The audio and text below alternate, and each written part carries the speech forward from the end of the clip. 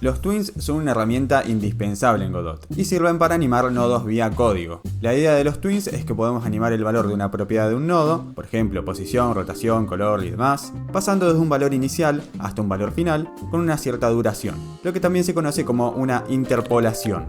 Hoy van a entender cómo usarlos, pero primero es importante que entiendan cuándo deberían usarlos. Quizás muchos de ustedes se estarán preguntando por qué animar con twins cuando tenemos otros nodos como el Animation Player que también nos permite animar. Bueno, los twins son más adecuados que el Animation Player para animaciones donde no se conocen los valores finales de la animación de antemano. Por ejemplo, en el caso que les voy a mostrar, se anima la posición de un proyectil para que alcance la posición del jugador, pero como el jugador puede moverse, la posición final del proyectil no es algo fijo que se sepa de antemano. Esto con un Animation Player sería difícil lograrlo. Tendríamos que indicar una posición final, la cual no se conoce. Entonces acá entran en juego los twins. Muy bien, este es el proyecto sobre el que vamos a estar trabajando. Tenemos un enemigo y un jugador. Y la idea es que el enemigo va a ir instanciando proyectiles que deben animarse hasta la posición del jugador. En el script del enemigo simplemente tenemos un timer que cada cierto tiempo ejecuta esto instanciando un proyectil. Entonces lo que vamos a hacer nosotros es ir al script del proyectil, que es este que tenemos acá, y lo vamos a estar animando con twins. Acá inicialmente tengo esta referencia al jugador porque enseguida la vamos a estar usando. Para crear un twin, simplemente voy a definir una variable twin y le voy a asignar getTree y voy a acceder al método createTwin.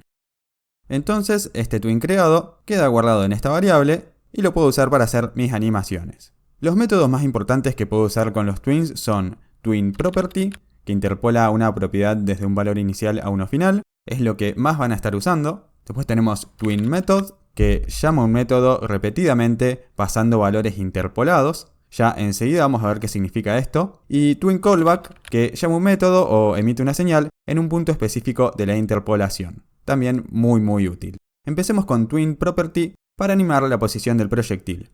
Para eso uso el twin y llamo a twinProperty, que toma varios parámetros. Primero, el nodo al que quiero animar. Yo quiero animar el proyectil y como el nodo que contiene este script es justamente el proyectil, voy a decir self. O sea, el nodo que tiene este script. Lo próximo es la propiedad que quiero animar, que se toma como un string. Y en este caso es la posición lo que quiero animar. El próximo parámetro es el valor final que quiero que tome la propiedad, o sea, el valor final que quiero que tome la posición del proyectil, que será la posición del jugador. Y por último va una duración. ¿Cuánto tiempo quiero que pase para que el proyectil vaya desde la posición inicial a la final? Digamos 2 segundos. Entonces, si pruebo esto, el enemigo instancia proyectiles que van hasta la posición del jugador en el momento que fueron instanciados. Hay varios problemas, como que el proyectil se queda ahí estático, pero enseguida lo vamos a resolver. Como verán, como esto está ahora, los proyectiles van hacia el jugador en forma lineal. O sea, la animación siempre va a la misma velocidad. Pero con los twins, si quisiéramos, podríamos modificar este comportamiento. Hay dos métodos que podemos encadenar acá mismo. Hay uno que se llama setIs, con el que podemos determinar si la animación empieza o termina suavemente. Y hay otro que se llama setTrans, que define la forma en que transiciona la animación. setIs y setTrans, utilizados en conjunto, permiten lograr curvas de animación como estas. Les dejo en la descripción la web donde están estas curvas para que lo tengan como referencia. Verán que todas las curvas de tipo isIn indican un inicio suave de la animación. Por otro lado, las curvas de tipo isOut definen una terminación suave. Y las curvas de tipo isInOut son suaves tanto al principio como al final. Después tenemos tipos de transición, como sine, cubic, por ejemplo está elastic, o por ejemplo bounce, que emula rebotes. Entonces, digamos que nuestros proyectiles quisiéramos que se animen con esta curva. Inicio y final lento con una transición rápida en el medio, que sería isInOut cubic. Entonces en el código tomo mi twin y voy a decir setIs. Y como parámetro puedo pasar twin.isInOut. Para que no me quede esta línea tan larga, puedo usar una barra invertida para quebrarla. Entonces con esto indico un suavizado al principio y al final para la animación. Después podría elegir el tipo de transición, así que voy a decir setTrans. Y en este caso será twin.transCubic. que determina ese tipo de transición cúbica. Entonces, si pruebo esto, los proyectiles inician y terminan la animación lentamente, pasando rápidamente por las posiciones intermedias.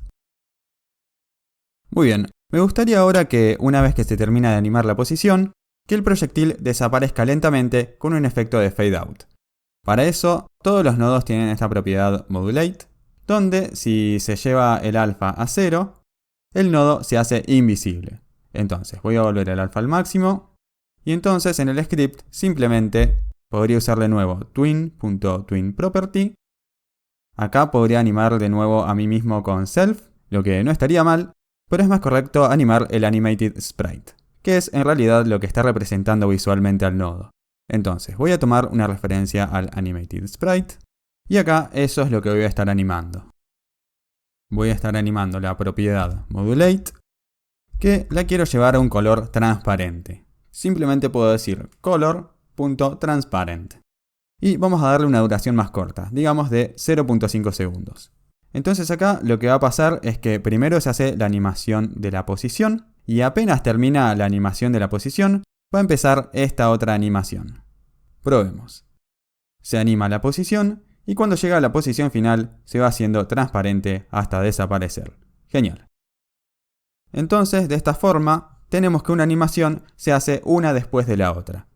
Pero ¿qué tal si quisiera que dos animaciones se hagan al mismo tiempo? ¿Qué pasa si, por ejemplo, también quiero animar la escala junto con la posición, para que así el proyectil se vaya haciendo más grande mientras se mueve? Bueno, el twin debería ser así. Twin.twinProperty. Me animo a mí mismo. Voy a animar la escala. Y la escala final será mi escala inicial multiplicada por 3. La duración va a ser la misma que para la posición, digamos 2 segundos. Aunque también puedo definir una duración acá de 2 segundos. Y pasarla en ambas animaciones. Entonces acá la pregunta es, ¿cómo hago que estas dos animaciones se hagan al mismo tiempo y que luego se haga esta otra? Bueno, para eso tenemos un método que se llama setParallel, que pasando true como parámetro, hace que las animaciones se hagan en paralelo. Entonces acá puedo decir twin.setParallel pasando false, y de esta forma estos dos twins se hacen en paralelo y esta otra animación se hace luego de que las anteriores terminen. Entonces vean, la posición y la escala se animan en conjunto y después se anima el color. Muy bien, como les contaba al principio, además de Twin Property, hay otros métodos muy utilizados para twins. Y quiero aprovechar este momento para hablarles del método Twin Callback. Si ejecuto la escena, tenemos que se van instanciando los proyectiles y al final desaparecen. Sin embargo, si me voy a remoto, me voy a encontrar con que los proyectiles todavía están ahí. Así que lo mejor sería eliminarlos una vez que desaparecen. A algunos se les podría ocurrir directamente decir acá queueFree, pero si ejecuto la escena, claramente queueFree se ejecuta antes de que podamos hacer cualquier twin. De hecho, vean que salen advertencias que dicen que a lo que se le va a aplicar el twin ha sido eliminado y se va a abortar el twin. Entonces acá viene el rescate Twin Callback. En lugar de usar directamente queueFree, voy a acceder al twin y voy a usar Twin Callback, que simplemente permite llamar un método cuando llegamos a este punto específico de la interpolación. Acá podría indicar queueFree, pero ojo, sin llamarlo, solo una referencia al método. Entonces, cuando lleguemos al punto donde el nodo ya no es visible, esto va a hacer que el nodo se elimine automáticamente. Si quisiera, yo podría crear acá abajo el método que quisiera y podría pasarlo acá como parámetro. Entonces ahora, si ejecuto la escena y voy a remoto, ahora los proyectiles se van eliminando.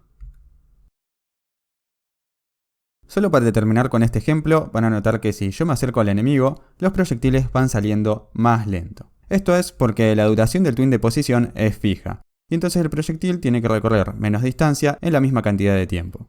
Esto puedo resolverlo de la siguiente forma. Si la velocidad es distancia dividido tiempo, entonces puedo calcular una duración como distancia dividido velocidad. Entonces voy a definir acá arriba una velocidad, digamos de 150, y acá en lugar de setear directamente una duración de 2 segundos, voy a decir distancia dividido velocidad. Esta distancia al jugador aún no la hemos calculado, pero lo podemos hacer muy fácil. Voy a definir una distancia y será position distance to player position. Entonces este método DistanceTo va a devolver la distancia del proyectil al jugador. Muy bien, probemos. Y si ahora me acerco al enemigo, los proyectiles van saliendo a la misma velocidad. Lo último importante sobre lo que les quiero hablar es sobre el método TwinMethod, que sirve para llamar un método repetidas veces pasando un parámetro interpolado. Para ejemplificarlo voy a hacer algo súper simple. Vamos a hacerle cuenta que el jugador tiene una variable de salud máxima y que está inicializada en 100. Y solo para ejemplificar cómo usar TwinMethod, digamos que al iniciar el juego, la salud tiene que ir de 100 a 0, pasando por valores intermedios. Entonces acá en Ready voy a crear un twin, tal cual como antes. Y ahora de este twin voy a usar TwinMethod. Como ven, hay que pasarle 4 parámetros. El primero es el método a llamar repetidas veces, entonces simplemente voy a crear un método que se va a llamar printHealth. Tendrá un parámetro health y va a imprimir por consola el valor de health. Entonces acá, como primer parámetro, puedo pasar este método printHealth sin llamarlo.